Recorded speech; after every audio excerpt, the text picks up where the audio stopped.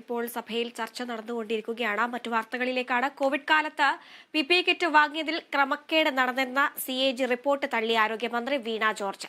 നിയമസഭയിൽ കോവിഡ് കാലത്ത് പരമാവധി PPE കിറ്റുകൾ സംഭരിക്കാനാണ് സർക്കാർ സ്വീകരിച്ചത്. മനുഷ്യജീവൻ രക്ഷിക്കാൻ സർക്കാർ സാധ്യമായതെല്ലാം ചെയ്തിട്ടുണ്ട്. കേരളത്തിൽ ഒരു പുഴയിലും മൃതദേഹം ഒഴുകി നടന്നിട്ടില്ല. ഓക്സിജൻ കിട്ടാതെ ആരും മരിച്ചിട്ടില്ലെന്നും ആരോഗ്യമന്ത്രി പറഞ്ഞു.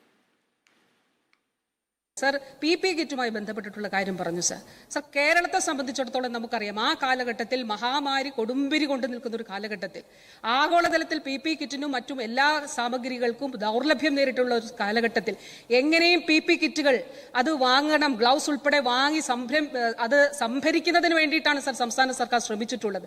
സർ, ആ കാലഘട്ടത്തിൽ മനുഷ്യജീവൻ സംരക്ഷിക്കുന്നതിന് വേണ്ടി സാധ്യമായതെല്ലാം സർക്കാർ ചെയ്തിട്ടുണ്ട്. അത് പലതവണ ഈ സഭയിലും നമ്മൾ വിശദീകരിച്ചിട്ടുള്ളതാണ്. കൃത്യമായിട്ടുള്ള നമ്മുടെ ഒരു പുഴയിലൂടെയും മൃതദേഹം ഒഴുകി നടന്നിട്ടില്ല സർ. ഇവിടെ ഒരു ഓക്സിജൻ കിട്ടാതെ ഒരാളും മരിച്ചിട്ടില്ല സർ. വെന്റിലേറ്റർ കിട്ടാതെ ഒരാളും മരിച്ചിട്ടില്ല സർ. സർ, വികസിത രാജ്യങ്ങളിൽ അത് സംഭവിച്ചിട്ടുണ്ടെന്നുള്ളത് നമ്മൾ കാണണം സർ. വികസിത രാജ്യങ്ങളിൽ നിന്ന് മുതിർന്ന പൗരന്മാരെ അടക്കം ഇവിടേക്ക് ചികിത്സയ്ക്ക് വേണ്ടി വിട്ട സാഹചര്യം ഉണ്ടെന്ന് ഓർക്കണം സർ.